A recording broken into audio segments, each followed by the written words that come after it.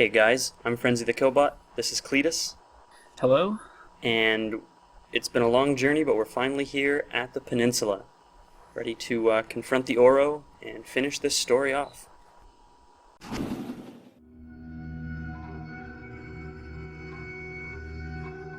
It's been a long road, hasn't it? I thought I killed you. I represent all your demons, Ethan. Alcohol was just one of them. What now? Acceptance. Of what? That I'm a freak? That I'm slowly losing it? To some degree, yes. Your hallucinations are an unfortunate side effect of their influence. It's what they want you to experience. But it's not real. I'm not real.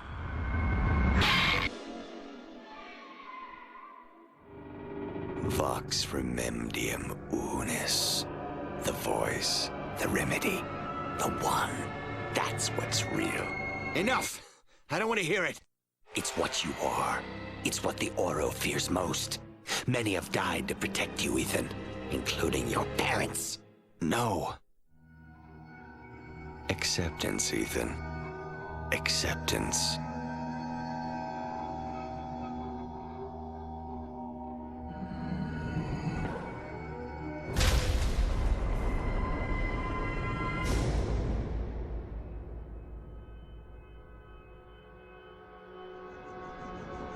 Mr. Thomas, we know you're in there.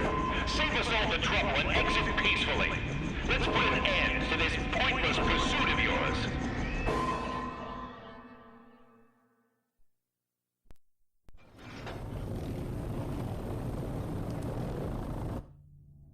And the voice attack. So we're going to get introduced to it right now. The button combo's pretty annoying, and we're forced to use it to get out of this shipping container.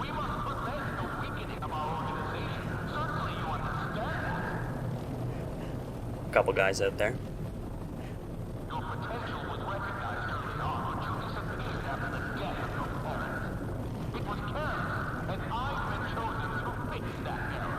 Alright, let's take this thing for a spin.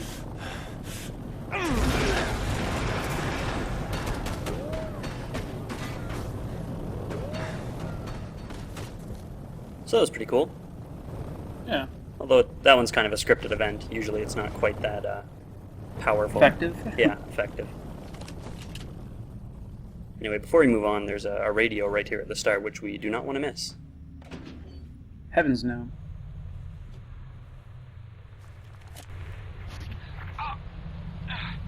I've been given a chance to speak. They have me strapped to a metal table and some... They say that I might have some of it. Where? Where? What? Oh, God! They're gonna cut me open! They're gonna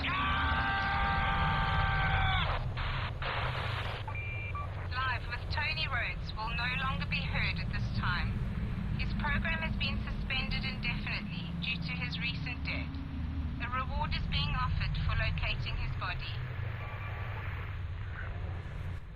Wow. Poor Tony Rhodes. Poor Tony Rhodes. Rest in peace. That time slot will never be the same. No, I don't know where they're going to find another guy with his talents. Who can be on the radio every time we touch the antenna. Anyway, so the Peninsula is like an industrial scale junkyard, basically. Which is kind of a cool place. Really weird as well. It's like one awesome paintball room. Actually, yeah, playing paintball there would be pretty cool. Mm-hmm. Now I just want to show you something. All the enemies have guns, but you want to see what happens when you try and use the voice attack with guns? Yes. I will show you. That. You cannot use it while you're wielding guns, but that's essentially all they give you in this level. Seems to be an oversight. Yeah. Yeah, it's a little goofy.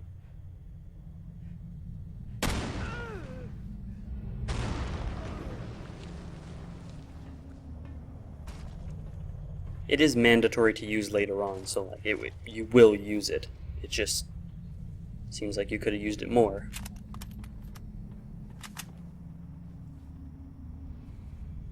Maybe check out these weird glowy blue things. I was about to ask about that. They're kind of like the ones we saw in the cabin. They are sort of like that, although they're completely different in, well, in what they are. So here's what they are. They're some sort of power source for these things. Oro devices. Let's see. And they're just bigger scale sonic emitters. If we try and get near them, they hurt us, just like every sonic emitter. Makes sense? Yep. So to destroy them, we get to play with an antenna. That's what we've been training for this whole time. All this training. So I guess this is some sort of, I don't know, resonant feedback loop or something. Something technical and jargony. Yeah. But it ends with an explosion. These guys again.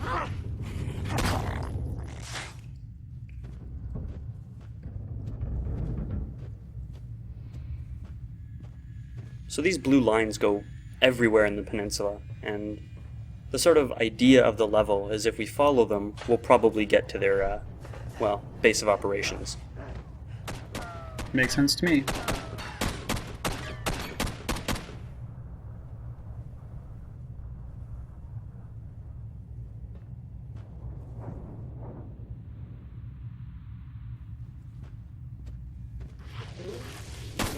Yeah, you just knew there was a guy there. I did. There's also an actual sonic emitter.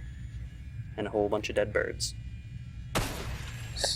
Stupid birds. And the last radio in the game. Hooray!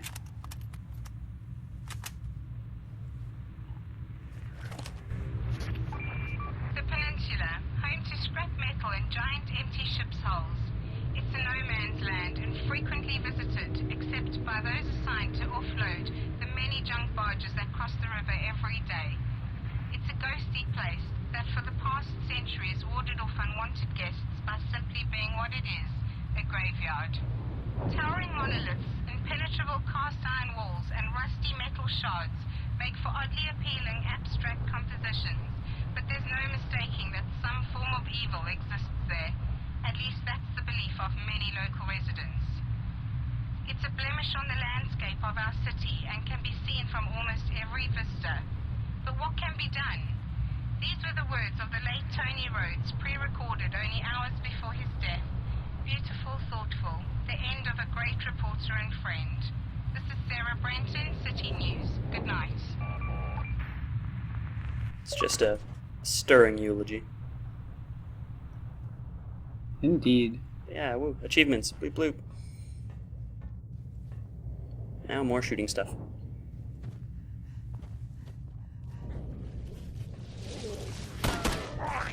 So we got SCU dudes in front of us, and these weird, creepy guys are going to be crawling around from behind us pretty much the entire time in this section.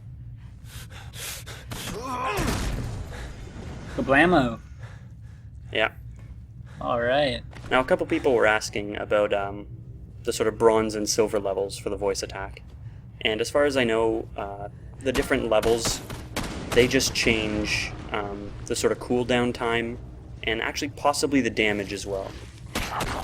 Or the range, maybe? Yeah, something like that. Just the effectiveness and how long you have to wait to use it. So since we got gold, we can use it, you know, reasonably often.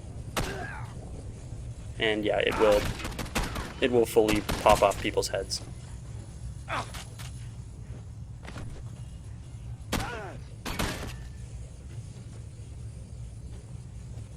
So will bullets. Yes. Yeah, which is why, you know, if I was playing this game not to show it off, I would probably almost never use the voice attack. There's really no point when they give you tons of ammunition and guns. Yeah.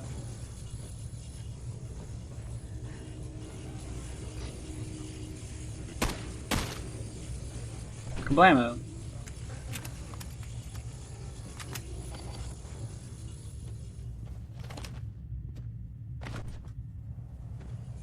Just doing a little reloading.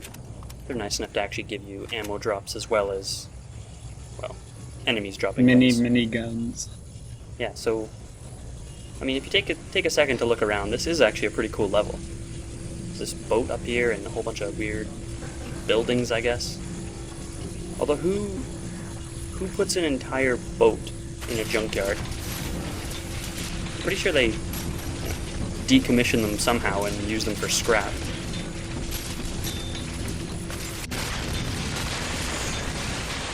Or maybe not. Maybe I'm totally wrong.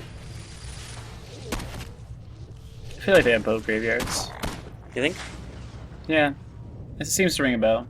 I know they have airplane graveyards. Yeah, actually, yeah, maybe they do then. I think there's one in Halifax, so. Oh yeah.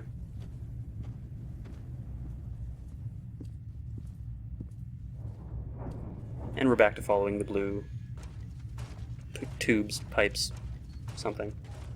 Whatever. Conduits. Conduits. It's a good word. It is a good word.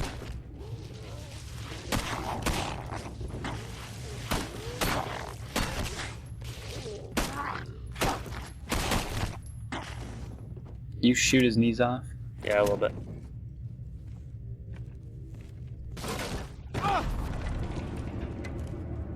That was helpful. It's actually a pretty good surprise, though. I didn't see it coming. Neither did I. Actually, even after practicing this level a couple times, kept getting surprised by it.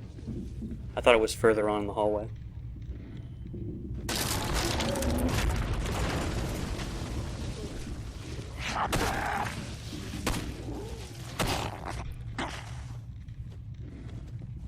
Gotta get out. It's gonna fall. Oh man. That would have hurt. Right after we got out of the way. That was lucky. Lucky timing.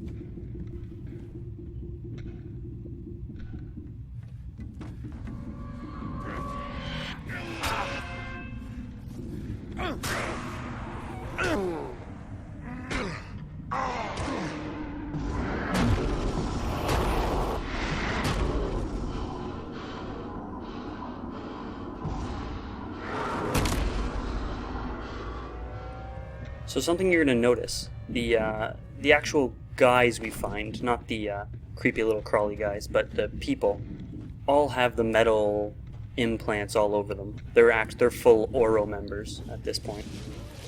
Is that? Yeah. And that guy there was a little bit crude. Some of the guys we see later are a little bit more interesting. And that was the last sonic emitter. Yeah. More achievements.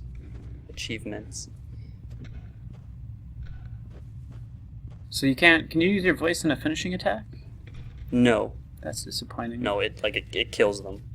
It is a finishing attack, basically. It'd be sweet if you could do it like right in their ear. Oh. That'd be messy. Yep. And hilarious.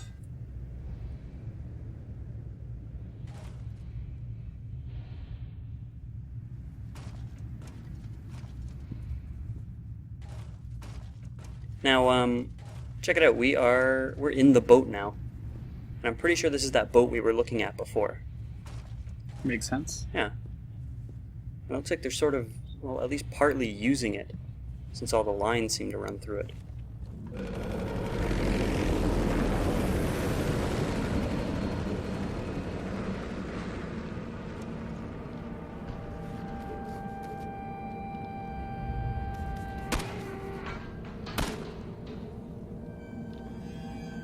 I think after seeing this, it's probably safe to say that the creepy crawly guys are not on the same side as the Oro.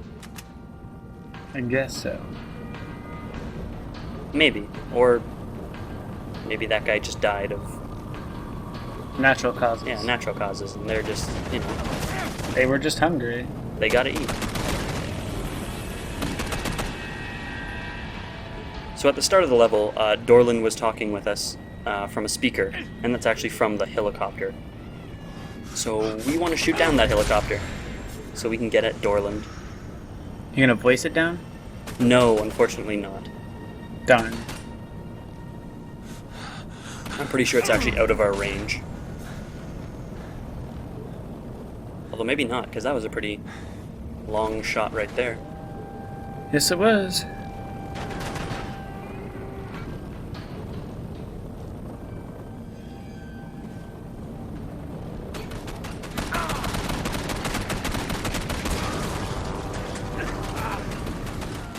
Throw your gun at it. Hey man, every little bit helps. It's true.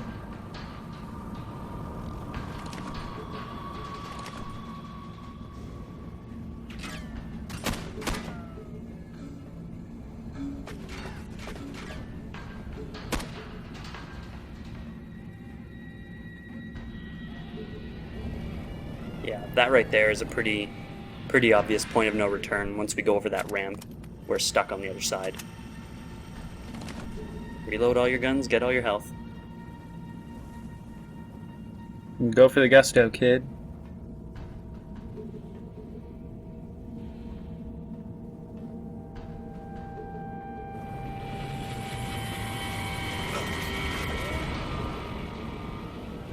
Now this second round with the helicopter is a bit of a dick move for a couple reasons. One, that guy respawns, he's annoying. But the second one is, well, the helicopter's going to crash right there, and unless you're in that little alcove that I was in, you will die. Oh, there goes Dorland. And That's funny. here's one of those full Oro members I was talking about. And they constantly generate that sound that hurts you. Yeah, he looks pretty cool. So using your voice attack will... oh, I'm actually failing this thing on purpose because I'm trying to get the one where we're looking at his face. Sure you are. So just give me a sec. Here we go.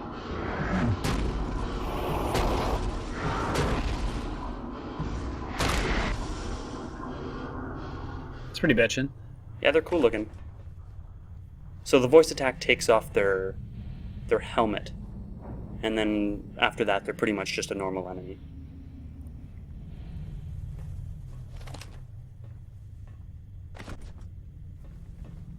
Now here's what I was going to say earlier. That right there, that's the last time we get guns. So despite what I said about the game, this level being really gun heavy, if you're not good with your ammo, you'll run out of it pretty quick and then you'll be stuck with melee combat.